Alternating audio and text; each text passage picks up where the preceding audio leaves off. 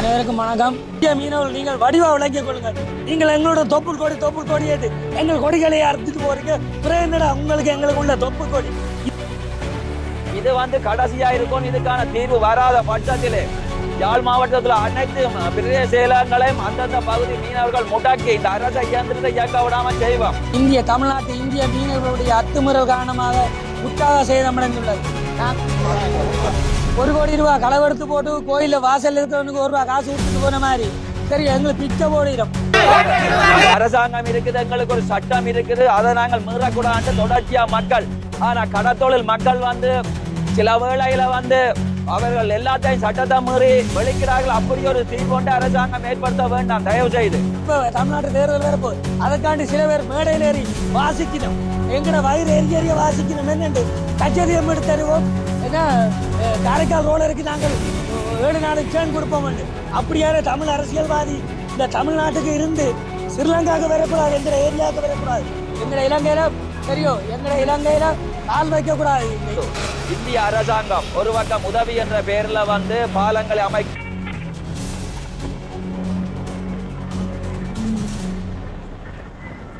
அனைவருக்கும் வணக்கம்.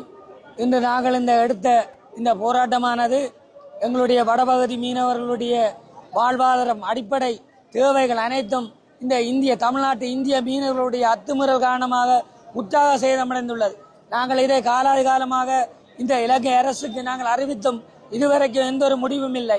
அத்தோடு இந்திய அரசுக்கும் நாங்கள் இதை தெரியப்படுத்தி நிறைய தடவைகள் நாங்கள் இந்திய அரசிடம் கொடுத்திருக்கின்றோம். ஆனால் அவர்கள் எங்களுக்கு 1 கோடி ரூபாய் களவெடுத்து போட்டு கோயில வாசல் இருக்கிறவனுக்கு 1 ரூபாய் காசு கொடுத்துட்டு போன மாதிரி சரி எங்களுக்கு பிச்சை போடுகிறோம். இவட பிச்சை எங்களுக்கு வேணும். இந்த அரிசியோ பருப்போ, இந்த தமிழ்நாட்டு மக்களுடைய அரிசியோ பருப்போ சாமானோ நிவாரணம் எங்களுக்கு வேணாம். நாங்கள் விரும்பினால் தாரம் இந்தியா தமிழரசுக்கு தமிழ்நாட்டுக்கு தாரம் நிவாரணம். எங்களுடைய வளங்களை எங்கிட்ட தாங்க சரியோ. நாங்கள் இவ்வளவு நாளும் 3 நாள் 4 நாள் ரோலருக்காக போராடினோம்.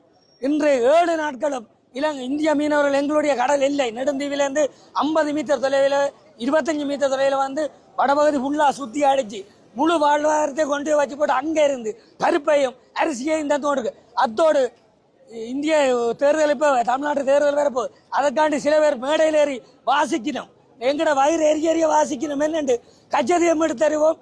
ஏன்னா காரைக்கால் ரோலருக்கு நாங்கள் 7 நாளும் சேன் கொடுப்போம். அப்படியான தமிழ் அரசியல்வாதி இந்த தமிழ்நாட்டுக்கு இருந்து ஸ்ரீலங்காவுக்கு வரக்கூடாது, எங்கட ஏரியாவுக்கு வரக்கூடாது.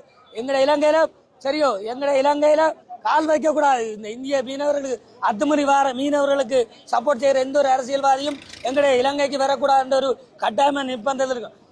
அத்தோடு நாங்கள் இதை காலாதிகாலமாக அரசுடன் தெரிவித்து ஒரு முடிவும் இல்லை. எங்களை சூழ உள்ள நெடுந்துவே சூழ அனைத்து 4 திசையிலும் கடற்படையில இருக்கணும். கடற்படையில நாங்கள் அறிவித்த போது அவள் எவ்விதமான முடிவும் எடுப்பதில்லை. அவர்களை தாண்டி அவர்கள் பார்க்கத்தக்கதாக ரோலர் இந்தியன் இழுவைப்பட காரைக்கால் மீனவர்கள் இப்ப நான் விவரமா சொல்ல போனேன்னா இவ்வளவு நாளும் சேனோடு அடித்தார்கள். திங்கள் புதன் சனி அடித்தார்கள். இப்ப 7 நாளும் காரைக்கால் ரோலர் பெரிய பெரிய ரோலர்கள் எங்களுடைய வளம் முழுவதும் அடித்து கொண்டு போவதை இலங்கை அரசு கடற்படை கண்கூடாக பார்த்து கொண்டிருக்கு. நாங்கள் அதை நேரடியாக போய் அவரிடம் தெரிவித்து நான் வீடியோ எடுத்து பேஸ்புக்ல போட்டுக்கிறேன். கடற்படை அமைச்சரோட கடற்படை கட்டளையோட கழிச்சிருக்கிறோம், அமைச்சரோட கழிச்சிருக்கிறோம், எல்லா இடமும் நான் கதைச்சிருக்கிறோம். நாங்களும் ஒரு சங்கத்துல தலைவராக இருக்கிறபடியா எல்லா எங்கட மக்களுக்காண்டி கதைக்கிறோம். இது நெடுந்தீவு மக்களுக்கு மட்டுமில்லை, யாழ் மாவட்டத்தில் அனைத்து மீனவர் சமூகத்துக்கு நாங்கள் 3 மாசமாக கடலுக்கு செல்லாமல் ரோட்டிலே இருக்கிறோம், கொட்டும் மலையிலேயும் ரோட்ல இருக்கிறோம்.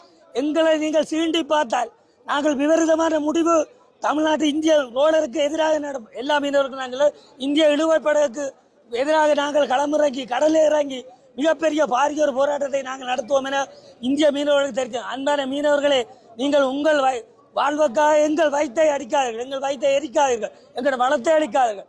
நாங்கள் கல்வியில பின்தங்கி கொட்டும் மலையில இந்த டிட்பா புயல் காரணமாக எங்கள் வடபகுதியை ஃபுல்லாவே அழிந்து விட்டது, கமநிலம் ஃபுல்லா அழிந்து விட்டது. அவ்வளவு வறுமை கோட்டுங்களை நாங்கள் இருக்கிறோம். மிகுந்த ஆதகத்தோடு இந்த மக்கள் மத்தியில நாங்கள் இதை உங்களுக்கு தெரிவிக்கிறோம். தயவு செய்து தமிழ்நாட்டு மீனவர்களாக இருந்த காரைக்கால் மற்றும் புதுச்சேரி இந்திய மீனவர் நாகப்பட்டினம் இந்திய மீனவர்கள் நீங்கள் வடிவா விளங்கிக் கொள்ளுங்கள். நீங்கள் எங்களோட தொப்புள் கொடி ஏற்று எங்கள் கொடிகளை அறுத்துட்டு போறீங்க. என்னடா உங்களுக்கு எங்களுக்கு உள்ள தொப்புள் கொடி இதை நீங்கள் இந்திய மக்களுக்கு உடனடியாக தெரிவிங்கள். நாங்கள் அவர்களுக்கு பயப்பட போறதும் இல்லை, அவ்வளவு உதவி எங்களுக்கு தேவையில்லை. எங்கட வளத்தை நாங்கள் பாதுகாப்போம். எங்கட கரையோரத்தில் இந்திய இழுவைப்பட அத்துமுறை இனிமேல் வருமா இருந்தால் உங்களுக்கு எங்களுக்கும் உள்ள தொப்புள் கொடி உறவு இல்லை, குடும்ப உறவு இல்லை, எந்த உறவு அரசியல் ரீதியாக எந்த உறவும் இதோடு துண்டிக்கப்படும். ஏன்னு சொன்னால் நாங்கள் மிகவும் கடுமையான வேதனையில் இருக்கின்றோம். கடந்து கேட்டு பாருங்கள், இதில் உள்ள எல்லா மீனவர்களும் 3 மாதமாக நாங்கள் தொழில் இல்லை, எத்தனை கோடி ரூபாய் தொழிலை இழந்திருக்கிறோம். நாங்கள் தெருவில் ரோட்டில் நிற்கிறோம். இது எங்களுக்கு தேவையா? எங்கட வளத்தை 50 மீட்டர் வளத்தை 100 மீட்டர் வளத்தை 5 கிலோமீட்டர் வளத்தை நீங்கள் வந்து அடித்து போட்டு எங்களுக்கு பருப்பு மரிசிக்கு அனுப்பாதீங்க, எங்களுக்கு பருப்பு காட்டாதீங்க. சரியோ, நாங்கள் எல்லாம் பருப்பு எங்கட நாட்டிலே எல்லா வளமும் இருக்கு. சரியோ, எல்லா வளமும் இருக்கு. எங்கிட்ட நிறைய பிரச்சனை இருக்கு. எங்கட பிரச்சனையை நாங்களே பார்த்துக்கொள்வோம், உங்களோட பிரச்சனையை நீங்களே பார்த்துக்கொள்ளுங்க. நீங்கள் தமிழக அரசு இதனை கருத்தில் கொண்டு தமிழக மீனவர்களாக இருந்தாலும் காரைக்கால் மற்ற ஏனைய மீனவர்களாக இருந்தாலும் உடனடியாக இந்த இழுவை படகை நிறுத்தி எங்களுக்கும் உங்களுக்கும் உள்ள பரஸ்பர அன்பை ஒற்றுமையை நீங்கள் காத்துக்கொள்ள வேண்டும் என்று இந்த இடத்துல ஜாழ் மாவட்ட கடத்தொழிலாளர் சங்கம், இலங்கை கடத்தொழிலாளர் சங்கம் சார்பாகவும் நெடுந்தீவு மீனவர்கள் சார்பாகவும் அன்பாக உங்களை கேட்டுக்கொள்கின்றேன். இதை நீங்கள் கருத்தில் கொண்டு இதற்கு பிறகு நீங்கள் கொஞ்சமாவது உங்கள் தொப்புக்கொடி இரத்தம் உங்களை வேலை செய்யுமா இருந்தால் நீங்கள் எங்களுடைய எல்லைக்குள் அத்துமீறி வந்து தொழில் செய்வதை நிறுத்திக் கொள்ள வேண்டும் என இந்த இலங்கை மக்கள் சார்பாக உங்களை அன்போடு கேட்டுக்கொள்கிறேன். நன்றி, வணக்கம்.